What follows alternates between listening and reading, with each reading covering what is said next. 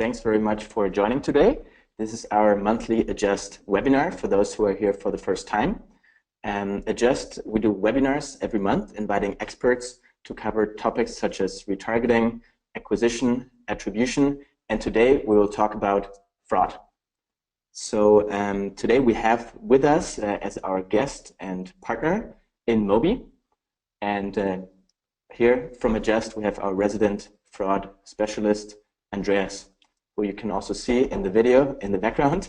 So we are live. We're here for you to talk about mobile fraud. My name is Fabian. I also work at Adjust in marketing. And here you can see the topic and our guest, Arpit, who's going to join us a bit later. First, a few words on the webinar and how we're going to go about it. So it's going to take approximately 45 minutes. This will be split between Andreas from Adjust and Arpit from InMobi.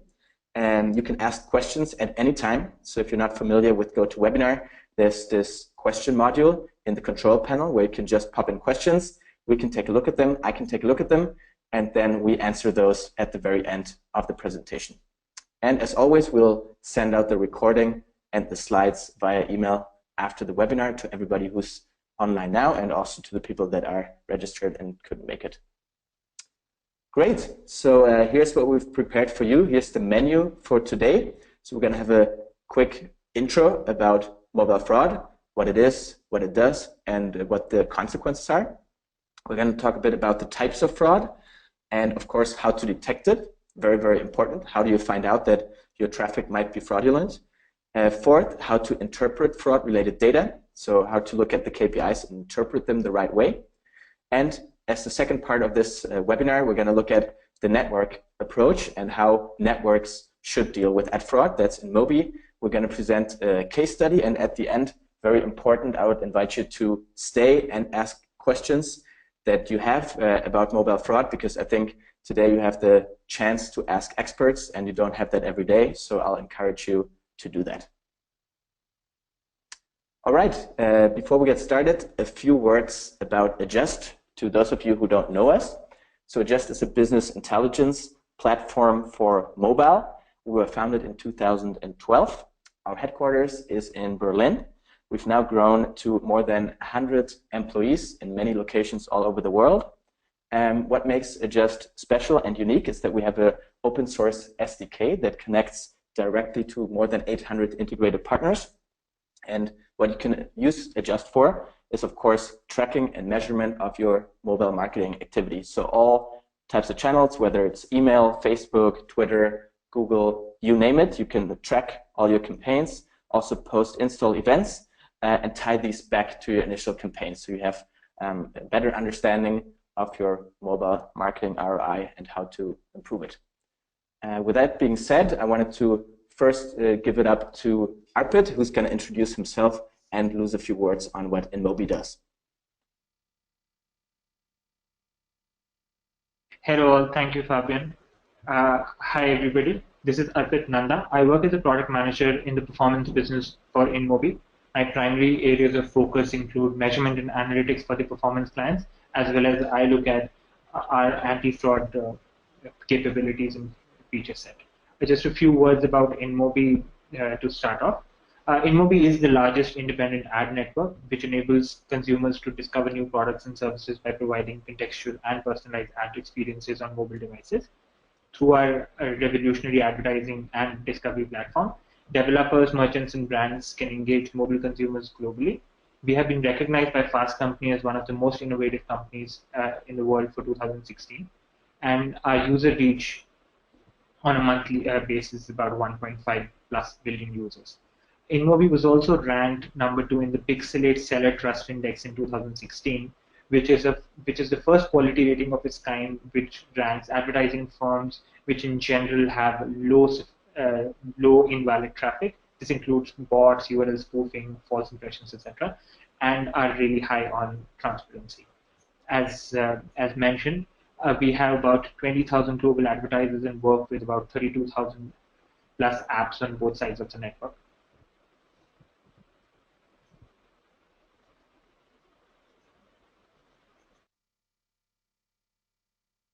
Okay, hello everybody, this is Andreas from Adjust.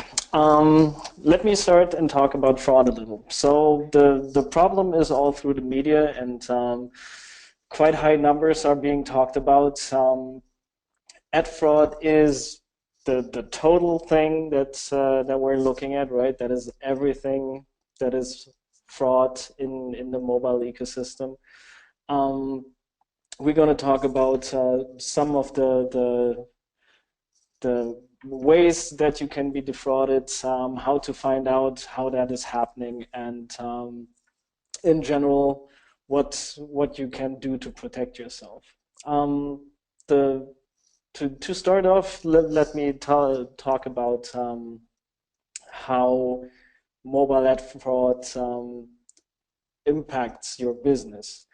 So first of all, your marketing budget for each running month is being eaten up by those fraudulent installs, impressions, clicks, whatever you're paying for.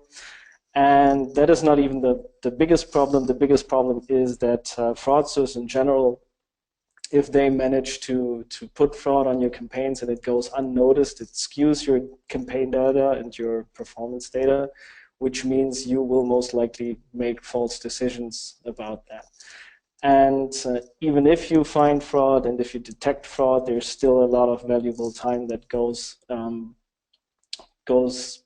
wasted in cleaning up fraud. So generally, it's a good idea to have a good understanding, good processes, and in the best case, preventative measures to make sure that you're not defrauded.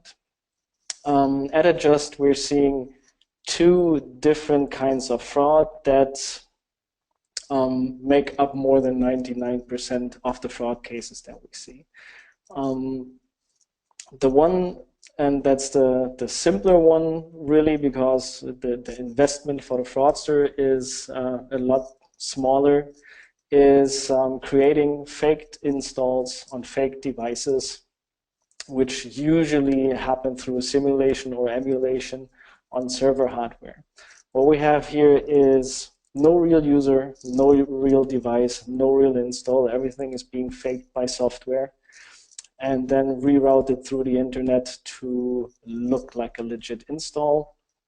Those are not the devious kind, and they're relatively easy to detect. And again, this is the smaller portion of the fraud. This is basically the beginner stuff. It gets a little more sophisticated with what we call click spam. What is happening there is that you have a real user using a real device, doing a real install, but what is being faked is the engagement with the ad. So in mobile attribution, you usually have the system of last click wins, or a view-through attribution, where the last impression wins. And the point that is being exploited here is the engagement with the user, right? So the bad players spam as many clicks as they can onto as many legit users to cash in on the random chance of a legit user installing an app and using it by just tagging them for attribution with their last click. And this is devious in many layers. First of all, you will most likely be paying CPI prices for your organic installs.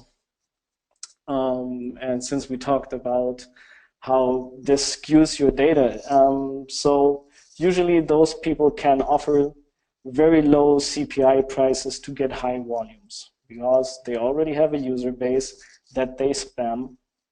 It doesn't cost them additional money to do the click spam. So they can offer lower CPI prices, but on the other hand, the installs that you get look super valuable because you're most likely paying for organic users, which means those users will be the most engaged in your app. They will be the most likely to spend money in your app. And optimizing towards exactly that kind of user bought for the lowest CPI makes you optimize for more of the click spam fraud, which if you repeat that often enough, you will end up paying for nothing but that, because you optimized in a harmful direction. And to make sure that you're aware of both types of fraud and how to see them, the most important thing is to get a full overview about your performance and campaign KPIs. So whenever somebody tries to sell traffic to you and tells you it is the best because, and then only gives you one set of KPIs to look at, that's usually already a bad sign, right? If somebody tells you, you don't need to look at anything else because you're paying a CPI price and all you should be interested in is the ROI or the revenue per paying user, and they only tell you to look at post-conversion metrics, then the first thing you should be doing is look at the other metrics to get an idea of what is going on. And the general idea is, if you look at your campaigns and your performance KPIs, you should see the big picture. The idea is that all of those KPIs in unison need to look A, good, and B, legit, to actually make sense. And if any of those look too good to be true, or they look very, very awful, but juxtaposed to very, very good KPIs in one of the other levels, that is usually an indicator that it's time to dig deep and find out what is going on. So for instance, very, very low conversion rates, but very, very high retention rates, that should be a trigger. Or on the other side, very, very high conversion rates, but very, very low retention rates is the opposite, right? That would be what happens when you have either incentivized traffic being pushed onto you, or you have simulated installs where the user action drops off at a certain point where the script says, now delete the device, start a new one, and start over. And generally, the idea really is to make sure you work your way through your KPIs and make sure that whatever you see is logical, and then combine all your KPIs into a flowing narrative, right? If you're doing display marketing on a content website, or you're doing it native, then you should really figure out for that one channel what is a good impression to click ratio, so click-through ratio, what is a good conversion ratio, how does my conversion and click-through ratios change with different ad media used. So A/B testing is, even in performance marketing, very important to get the initial kickoff. You want to find out which metadata belongs to those pre-conversion points. So where are the clicks originating from? Where are the installs originating from? Is there a disconnect between where a mass of click happens versus where the mass of installs is happening? You want to be looking at your conversion data. What is the mean time to install is a very good metric. Do you see installs clustered on certain subnets or autonomous systems? Is everything in the geo that it should be? Is the targeting being matched? And then naturally, in the last step, what is my post-conversion data? Is the retention up to scratch? Is the retention a lot higher than it should be? Is the retention higher than it is in organics, for instance? Do we see certain clusters in installs where there's no monetization happening, although monetization in general is good? Basically look for outliers and get a good idea of what works for your product or what works for your different products in the different channels. Work that out and make sure you stay in contact with your supply providers, with your network partners. Talk to them constantly about what are good metrics? How is it looking for other people? Where am I in the index? Is there maybe a possibility to get a benchmarking going? And always make sure that there's a logic behind it, right? If you have display marketing or you're doing full site interstitials, then there shouldn't be a conversion rate that is less than 0.5%. That doesn't compute, right? Because the idea is people click that that banner or that interstitial, get to the App Store and make a decision there. You shouldn't be having a drop-off than more than 99% on the App Store unless there's a mismatch between the advertisement that was shown and the app that is actually being shown on the App Store. A little bit about what we're doing at Adjust. And I know this is hard to reach because we're doing preventative measures only, which is kind of easy for us because we're working with first-hand data all of the time. So our SDK provides us with all the data we need in the moment where the install happens. And that is not necessarily available to everybody.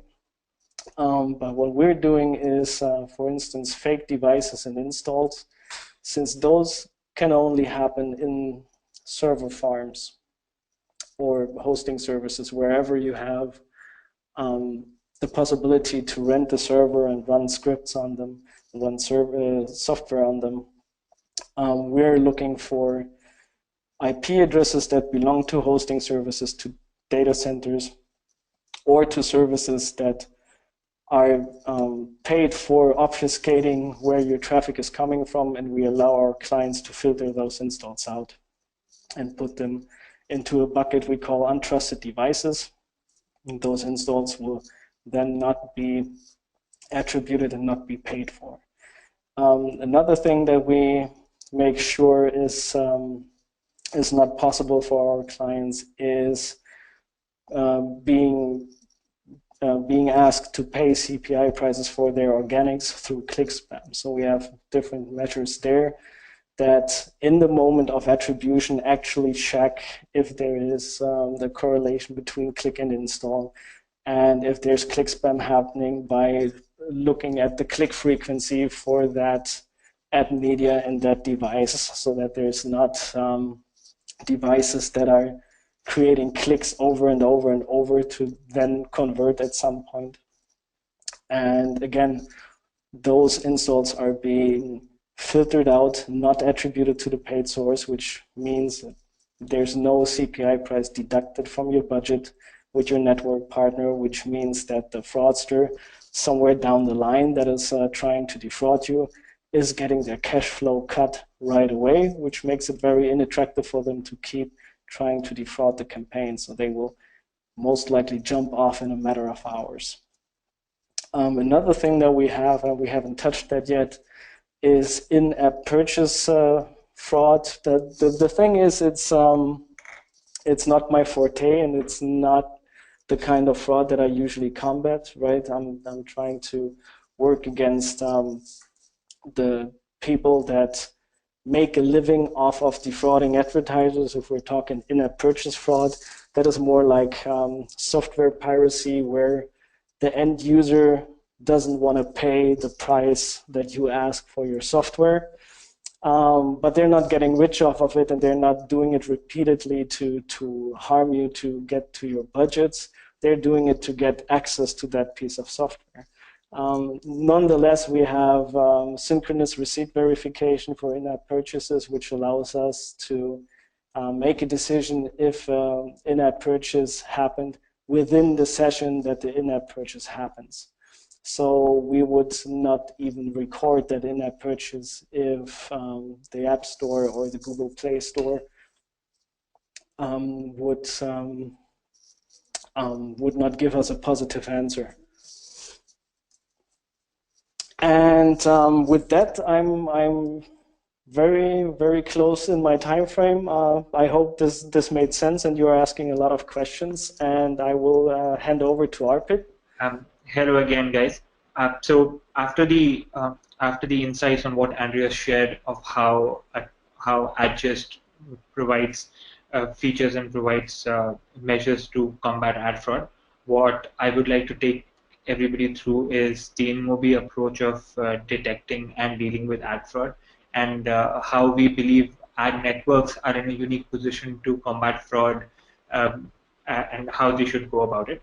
So, broadly speaking, what we believe is that I want to highlight the key features on the approach which we should take. The overarching objective for an anti-fraud strategy is to protect value for the advertisers, which can only be ensured by providing clean, fraud-free traffic.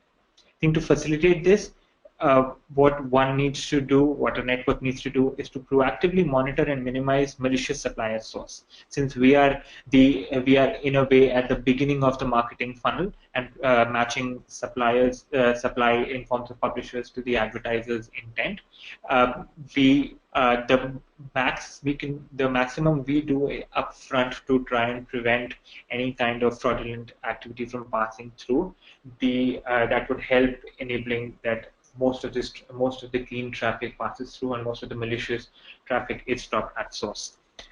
Our belief is that the fraudulent supply should be cut off at source, and to ensure this, not only should one have strong onboarding processes, but they should also, in our belief, have stringent ongoing checks to monitor supply quality and campaign health on a regular basis. For instance, some of the onboarding checks which are absolutely critical is a due diligence on the supply to verify ownership of the publisher property as well as adherence to the network guidelines. We should also be blocking unsafe properties upfront, and unsafe properties may include publishers which may be deemed as brand unsafe or which are known to host malware. Also, there are publishers who may not be sending the accurate app bundle IDs or who have blocked WAP domains, and those are the publishers which we should be blocking upfront. In addition, I think any malicious activity by publishers such as account duplication or site subletting should also be cut off at source. InMobi, for instance, manually verifies every publisher before going live. So we ensure that none of the blacklisted accounts are posing as another account while registering. So that ensures that once a publisher has been blacklisted and tagged as rejected, that app does not come back on the network under any other pretense. Also, we have stringent technical checks in place so that we can cross-verify the registered publisher identity with the request, so that the app which was used for the registration purposes is the same app or the same inventory on which the request is coming through and the impression is being shown. A violation of any of such checks put in place entails an automatic rejection and deactivation of the publisher. We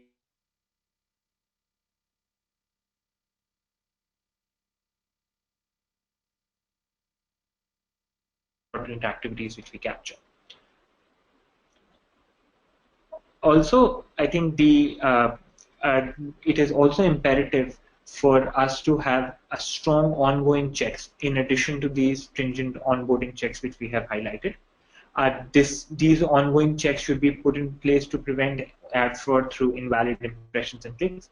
Some of the practices which we at InMobi adopt is authenticating the data signals shared by the publishers. So a lot of publishers share location or demographic information as additional information, and that usually leads to high eCPMs because advertisers who want to leverage this information are willing to pay a lot more. But at the same time, it is the network's responsibility to ensure that this data is validated. So this information we cross-verify with the InMobi SDK collected signals, so location, for example, we cross-reference that the information provided by the publisher with that we collect through the InMobi SDK to discard and highlight any invalid data. Also, we do rigorous analysis of all the impressions and click patterns so that we can in real time identify bots and scripts and remove all of such automated traffic from the available traffic for the advertisers. So having all of this ensures fraud-free traffic on a proactive basis, but it is also important, and I would want to take some time just to try and emphasize on the unique position which I believe the networks hold in this ecosystem, especially in terms of dealing with ad fraud. Since we enjoy a diversity across both advertisers and publishers, we have the unique capability to measure beyond the confines of a single campaign, and we regularly leverage all of these aggregated insights to fortify our anti-fraud capabilities. Also, we work in close coordination with post-tracking partners such as Adjust and also all of the advertisers we are working with to help identify fraud across various stages of the marketing funnel, thereby closing the loop in a way on the mobile measurement ecosystem and ensuring the health of all advertising campaigns which are running with us. And all of this ties into protection of value for the advertisers. But having said that, just having all of these checks, we believe, is not sufficient. It is also equally important to have the right attitude towards combating fraud, which actually also entails an openness to being assessed by fraud prevention tools and a total transparency in this regard. So to action this, what InMobi facilitates is a seamless integration with a variety of measurement platforms. Also, this extends to establishing veracity of the marketing spend. So at InMobi, we have various partnerships, for example, to ensure viewability so that the advertisers pay for impressions only when the ad unit is 100% rendered on screen and visible to the user. And this is audited by independent parties to ensure that we maintain the high standards which we set. Also, we have partnerships with agencies to provide verification of the demographic data signals. So advertisers who come to us and take advantage of the targeting capabilities have a third-party auditing system so that they know if they're paying extra for targeting demographics or location or any of the other data signals which we provide. They can be assured that the accuracy of these data assured of the accuracy of the data signals and that they are indeed targeting the exact audience which they want to. All of these things together can help us maintain the position which we have taken in the first place, which is protecting value for the advertisers, ensuring that the ROI for the advertisers is protected. They are not paying anything more than what they should be, and everything which they are paying is validated and verified at different steps through approaches which we take as a network, and also which are say Adjust takes as a tracking partner, and also some of the other third-party measurement services take, so that at each step in time, every dime which they're spending is being validated as accurate and being spent towards the right objective. Considering all of this, so with zero tolerance for any fraudulent behavior and with an aim to build a stronger capability throughout the pipeline on any and all fraud prevention measures, it is InMobi's constant endeavor to deliver high-value, clean performance campaigns to advertisers. And I would just want to take some time to exemplify this approach through a real-life case study of an InMobi advertiser and the steps we took to ensure fraud-free campaigns for them. So this is the instance of a top Asian retailer who is working with a number of networks, including InMobi, to drive user acquisition across top markets in Southeast Asia. And since he was working with various networks which were spending advertiser dollars, the potential exposure to fraudulent traffic was multifold. And it would have a snowballing effect, as Andreas earlier mentioned. If advertisers starts losing budget because of conversions which were present but that shouldn't have been there, and also because engagement could be attributed to unrelated campaigns, that would result in money being diverted to campaigns which were posing as high-performing campaigns but weren't, and due to which there would be an inefficient optimization and inefficient routing of money, and the ROI would not be the most optimal. The solution for that, from a network's perspective, proactively monitoring all of our supply sources to ensure that only the most pristine supply makes it forward. Also leveraging any aggregated trends we have across multiple campaigns within the region to fortify the fraud prevention policies we have. We also worked closely with Adjust on this to ensure transparency in preventing fraud across various stages in the marketing funnel, both pre-serving for the network and post-serving, and through installs and post-installs as tracked by Adjust.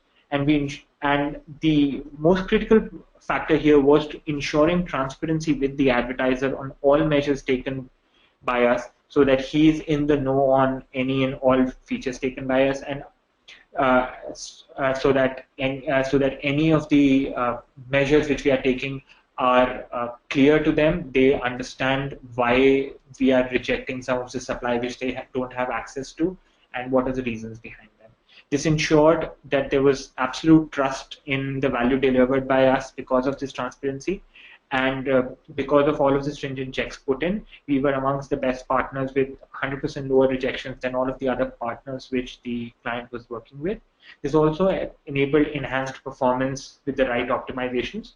And all of this was ensured, and all of this clean traffic and clean performance campaigns were ensured with minimal impact on CPIs. So if somebody says that clean performance comes at a price, not in this particular case, and not in most of the cases which we have seen, we could, because we were being proactive throughout the campaign, and we could ensure that before the marketing funnel actually started, we could ensure that there was minimal impact on CPIs, and we would not allow any of such inventory to stay on for very long into the campaign to skew numbers in any shape or form. So that's pretty much it from our side at InMobi. I hope this was useful. Happy to take questions from this point onwards. Thank you so much, Andreas and Arpit, for this presentation. Arpit, if you just advance to the next slide, I think that would be great. Perfect. So now it's time for Q&A. Thanks very much for all your questions. I have to say that I was overwhelmed taking notes here and trying to file through all the questions. So there's a lot of them. We tried to answer as many as possible. And yeah, maybe already a quick disclaimer that we'll be continuing to answer those questions until 6 o'clock. So we'll take them as they came in. And the first question I'll ask to InMobi. So yeah, the question was basically your fraud detection versus Facebook, Google, other networks, and other competitors. Maybe you can lose a few words on this topic and elaborate a bit. So Arpit, this one is for you. Sure, thanks, Fabian. So I would say that we are amongst the pioneers. Thanks for the question, first of all. And I would say that we are amongst the pioneers in terms of fraud detection. Although, to be accurate, Facebook and Google, by virtue of owning most of the supply by themselves, and here I'm talking mostly about the Facebook app itself, have a lot more information about the user behavior and user performance. But at InMobi, we leverage all of the information which we have across multiple campaigns which we are running, as earlier mentioned. Also, we partner with a lot of agencies to get, say, information about IPs, which may be click farms, for instance, and so on, so that all of the information which we may not be able to collect ourselves, but can leverage through third-party partnerships to ensure anti-abuse, as we call it. We do that. So I would say that that the fraud detection for InMobi would be up there with most of the best in the ecosystem. Thank you, Arpit. Thanks very much. We'll do a little bit of ping pong. So next one in line is Andreas, and a question for you. There were a couple of questions around fake installs, and I think you took some notes, and maybe you can address this topic. Okay, the first question that I saw coming in was, what are the most common software types to be used to emulate mobile devices? The most common would be iOS simulator from Apple and Google App Engine for Android. But there's plenty of testing software, self-written software, and emulators for emulating mostly Android devices on Windows PCs to allow gaming, for instance, or using apps in a PC environment. There's any number of different emulators. The most used are definitely the official ones from Apple and Google. But yeah, that's it. That's the answer. The most used ones are those two, and there's plenty of others, and all of them are, or most of them are free, so there's really no hindrance in trying to create that kind of fraud. Second question about faked installs.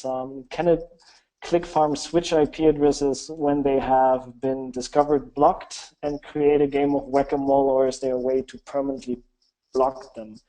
We're actually not trying to blacklist them, because that is exactly what's happening. You enter in a game of whack-a-mole that you cannot win, because it's very, very easy to switch IP addresses and switch VPN services, and in VPN services pay more to get more unique IP addresses and switch them more often.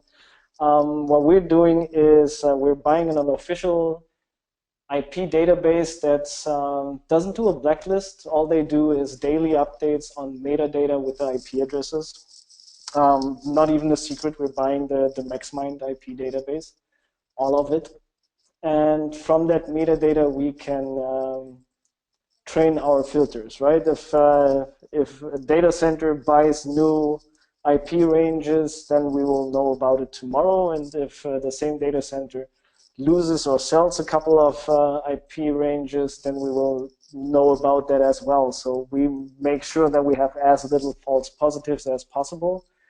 And really blacklisting IPs doesn't make any sense at all, because the thing is IP addresses are disposable, and a clean IP address can be used for fraudulent things, and a fraudulent IP address can be used for legit things, and it's really very much up to the question, what is going on right now, right? So if you have a blacklist that works for, let's say, retail fraud or credit card fraud that blacklists IP addresses, that won't work for user acquisition fraud, because it's two completely different things. I hope that answered those two questions, and then I give it back to Fabian and Arpit. Perfect. Thanks, Andreas. And yeah, just a reminder for you guys, we've got a lot of questions. So later on, we'll also show Arpit's and Andreas's contact info. So if you have more in-depth questions that you would like answered, I'm sure they would like to do that when they have time. So if we don't get to it now, please don't be disappointed. We might even be thinking about Ask Me Anything fraud again in the future, as we have a lot of interest about this topic, which of course is great. The next question again for InMobi and Arpit. Arpit, what specific methods are used for audience verification on your guys' end? Maybe you can elaborate a bit on this. Thanks. Sure. Thanks, Fabian. So for audience verification, primarily in addition to these, so there are a certain methods which we do, which, as mentioned, say triangulation across multiple publishers. So for example, if one of the publishers shares demographic data with us and says a person belongs to the 25 to 35 age bracket, what we also try to do is triangulate that across other publishers which may be sharing this data. In addition to that, we try and mine data in terms of behaviors and in terms of app ownerships by virtue of us being in the network in the middle of both app publishers as well as advertisers, and try to see whether the preferences are similar to that of, say, a person in the 25 to 35. So, for example, without being typecasting, I would expect females to have certain kind of apps, certain kind of games, and certain kind of entertainment apps on their phone as compared to what guys would have. So, a sports app gives a strong indication probably of somebody more youthful and versus, say, a more serious business app being somebody being more aged and working, etc. Some of those informations, and this is very high level, but some of these data signals, in addition to what we purchase and triangulate from the third-party sources, all of this together becomes one giant mix to try and verify the audiences which we have and the data signals which we receive from the SDKs. In addition, we also have third-party audits by most of the leading agencies out there, and they can verify, and they can yes, the audiences in regions of interest, which we share with our advertisers, so that they can ensure that the target audience which we claim is indeed accurate. Great. Thanks, Arpit, for this very extensive answer.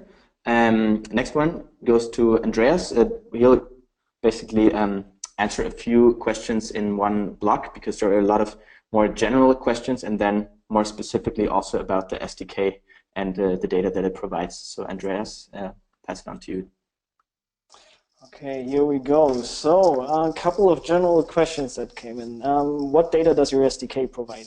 That's a very open question, and I could talk about that for half an hour. So I'm going to cut it short. It's basically all device identifying data. So device ID, what type of device, manufacturer, model, hardware information, CPU, is limited at tracking on, off, Wi-Fi on, off, a ton of device specific data that we then can use to A, make sure it's a real device, and B, make sure we get an understanding of what situation that device is in. There's nothing magic in there. Everything is open in the. It's basically all the information you can get off the device with general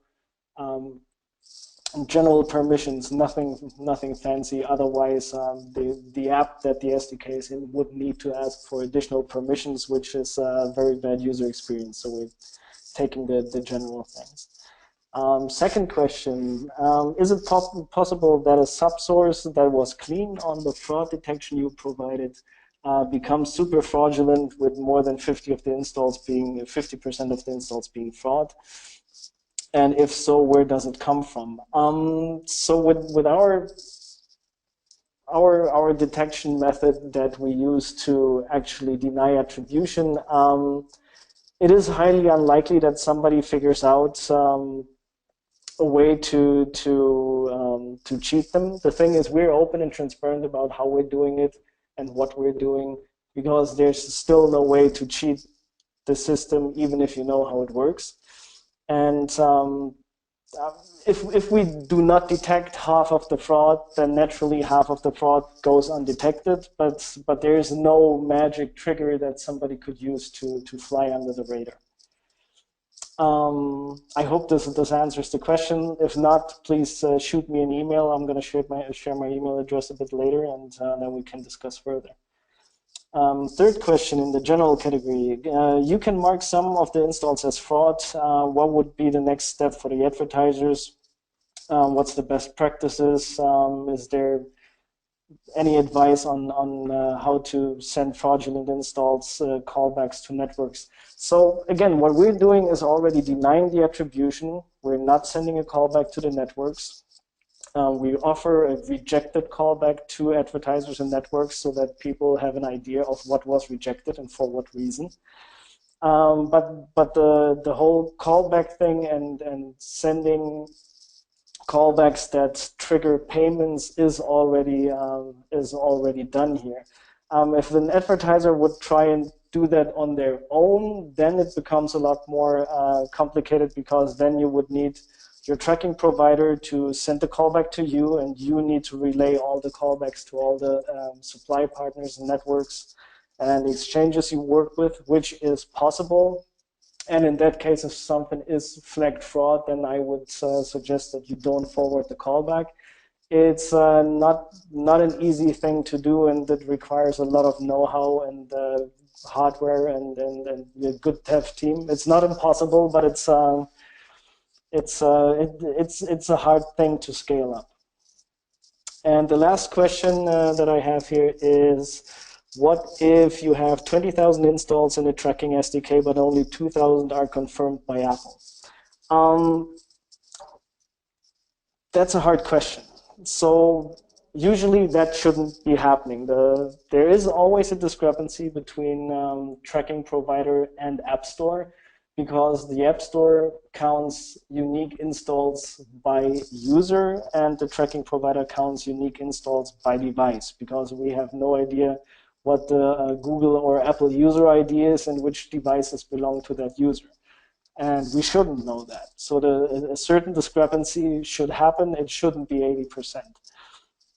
So the healthy discrepancy, depending on the life cycle the app is in and the geo that you're targeting, is somewhere between 5 and 25%. Everything that goes drastically above that, especially if it's clustered on a couple of sources, is definitely an alarm sign that you should look at that deeply. What most likely happens is that some end user or a bunch of end users that are in contact with one another figured out how to exploit an incentive scheme, and they're installing the same apps over and over on the same devices while still resetting their device ID and most likely using a VPN. So those installs might look new to the tracking provider, but naturally, since the user doesn't change and the user ID doesn't change because those people want to grab the incentives for the other game or for the other app that they're using, the app stores would just see duplicate installs, a lot of them, and the tracking provider might see unique new installs on new devices. And that's it for the general category, and I'll give it back to Fabian.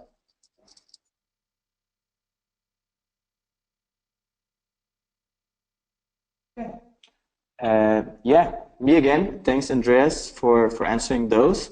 I've looked through most of the questions now, and I saw that most of the questions, actually all of them, for InMobi were already answered. So for one last time, I'm going to give it back to Andreas, who's going to cover the last big category. So all the questions related to click spam. Also, quick reminder that on the slide, you can now also see the contact information for both Andreas and Arpit. If you have burning questions that we didn't get to answer in this session, then I would like to encourage you to send them over to these guys directly as well, and I'm pretty sure that they'll find time to answer those. So without further ado, I'm just going to give it back to Andreas one last time. Okay, it's me again. Hey. So last big category of questions, click spam. I will try and get to all of them. I only have 11 minutes left, so that might be a struggle. Again, I urge you to reach out and get your questions answered. Let me start. So the open question, can you speak about high retention post-install metric fraud? Yes, I can. So usually what we're having here is if there's a very high retention rate, very high post-install metric, whichever rate, there's usually two things that you can look into. First of all is the poaching of organics through click spam. If the installs look too good to be true, you might just be paying for the real thing. The other thing is if in-app purchases or revenue events don't get checked for validity, that might also be a post-install metric that looks completely blown up out of proportion if those events are just counted and calculated but not checked for validity. So that's another thing where we will have in-app purchase fraud or the faking of post-install events that might be going on. Next question was, what is the organics poaching and how is it done?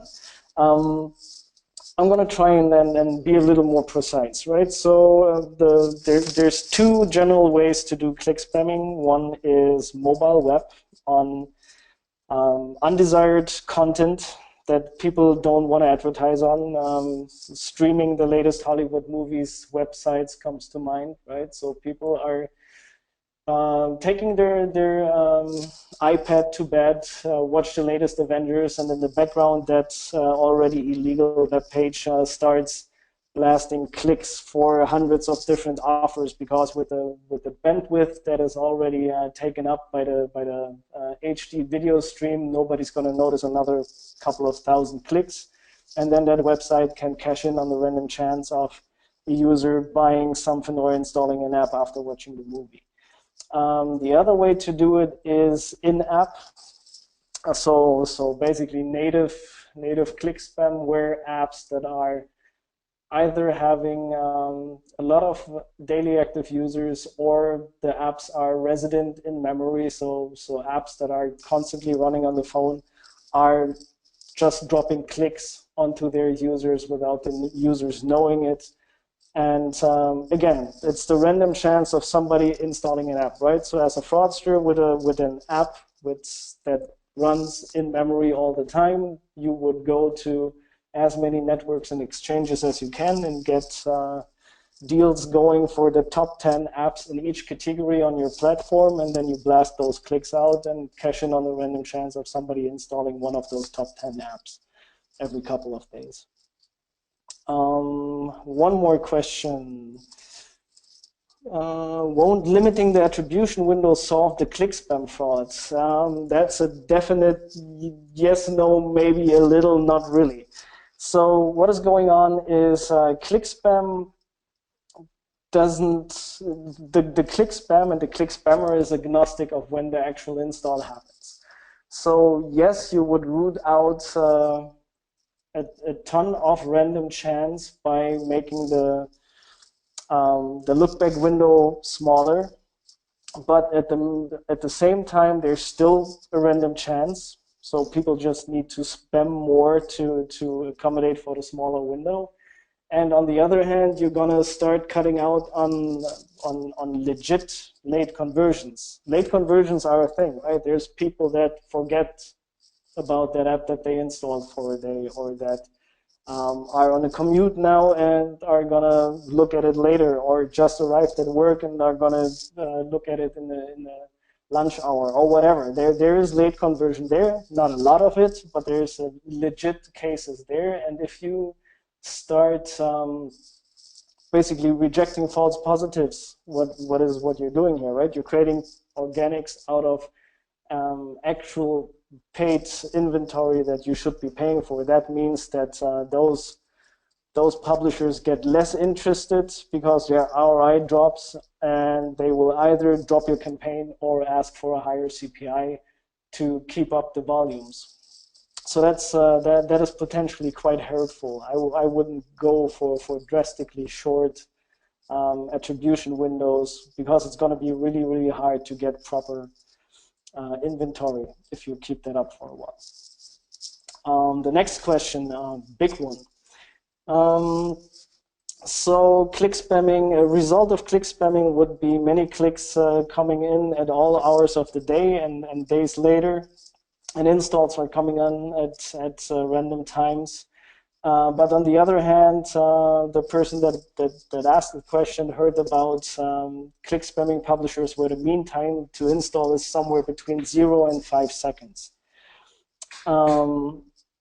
which he claims is not possible. And have I ever heard about something like this? Yes, I heard about something like this. First of all, there's just a random chance of somebody getting spammed a click just before they open an app for the first time. So that is one thing. Then super low conversion times are actually a thing in server-to-server clicks. So I know that we have a couple of network partners that take somewhere between 5 and 30 seconds to actually process a server-to-server click, which drastically cuts down on the click-to-install times. So that is something that you should be asking your supplier about, what type of clicks are being used. If it's server-to-server clicks, then there is a possibility that that is one of the things that cuts down on the mean time to install. And yes, we've seen something like that, not a lot actually. We also have the occasional click to install with a near to zero conversion time, but then again, those are usually the server-to-server things. Or another thing that could be happening is parallel clicks, where the redirect to the App Store happens at the same time, but parallel to the execution of the redirect chain. where for some reason, if you, for instance, have a cascade of networks, right? Usually rebrokering happens quite a lot, and if you have 3 or 4 tracking links that needed to be executed sequentially, and one of the networks or exchanges down the line has a problem right now with their server response times, then this can also take quite a long time. So it's not unheard of. If you want to get into the deep technicalities of the whole thing, I would also say this is something for a later point, and the email, maybe an additional call a bit later. I'm going to try and jump on the last 2 questions in the last 3 minutes that I've got. So next question, may click spamming happen when attribution is made by referral ID or GAID IDFA? It's a definite yes for GAID and IDFA. So click spamming happens on fingerprint and on device ID. Click spamming does not work if the referral ID is mandatory, which it usually isn't, because unfortunately the referral ID is not guaranteed. So it is guaranteed to be generated on click and redirect into the App Store. It is not guaranteed that Google is sending it back to the app in time for the install. So it's a guaranteed 99.9% of times that you would get the referral ID back, but it might take up to 10 minutes to arrive, and attribution at that point has already passed. So if there's a click ID match, which is there right away, and then for the next I guess 30 or 35 seconds, we're waiting for a referral ID to show up in the app to send that back to the servers. So again, it's definitely 99.9% of installs where we get that referral ID back, but there is a ratio of installs where we don't get it back or we don't get it back in time, and in that case, we would attribute to any to a legit looking click with a device ID or fingerprint, unless it would be filtered out as fraudulent. So yes, click spamming in that way can happen, but it's unlikely to go through. So somewhere around 99.9% of cases, this isn't the case. And the last question that I see here is, when talking about click spamming, what can the advertiser do to prevent this kind of fraud? Should it be stated in the IO? How can the advertiser ensure not to pay for organic traffic? This is a hard one, because as an advertiser, you usually need to rely on your tracking provider to do this for you. To do it yourself is impossible. Preventing it is impossible. Detection is possible. It's again, it's an endeavor to get there, but it's not impossible to do the detection. For the advertiser, unless you're building your own tracking service, it's impossible to prevent. So I would urge you to talk to your tracking provider and have them figure it out. Should it be stated in the IO? I would say yes. I would actually state as many things and as clearly as possible in the IO to make sure that it is very, very clear what it is you want to pay for and what it isn't. I usually ask clients to go with a positive list. So usually, especially publishers and especially the more shady ones want a complete list of everything that is forbidden, so that when you figure something out that isn't on the list, they can say, well, you didn't say it's forbidden, right? So I usually take the other approach. You do a positive list. This is the things that are allowed, and if it's not it, we reserve ourselves the right to not pay for it, because it's not what we asked for. That makes negotiation with your partners a lot easier, and it leaves you open to, well, if we didn't define it, but we like it, we can pay for it, and you can put it into the next IO, but you're at least safe from people that do the nitpicking with your negative list. So I would always go with the positive ones. I'm looking over to Fabian. Is there anything more? Did I miss a question? Am I still in time? I'm over time. I'm sorry, guys. Okay, then I'm gonna drop it and I'll be gone. Thank you for listening. Bye bye. Thank you, Andreas, and of course, a big thank you also to Arpit and the InMobi team for joining us today. Was definitely not the last webinar we're doing on fraud. I think all your questions and the interest and engagement have shown that there's definitely room for more, and you would like to learn more. And I think it's been great being joined by two experts and thought leaders in their field. And just a quick promo from our side. So there's more reading and further resources you can find on our website on fraud prevention. There's a case study that shows how Rovio does fraud prevention on their end using Adjust. And of course, we're also doing a webinar in December. That's on December 6th. It's about how to acquire users that stay with you, so high potential, high quality users at scale. That's it for today. Thank you again, Andreas. Thank you again, Arpit. Thanks for everybody who listened today and for your questions. And yeah, feel free to reach out to Arpit and Andreas after the webinar. Have a good day and see you next time. Thanks.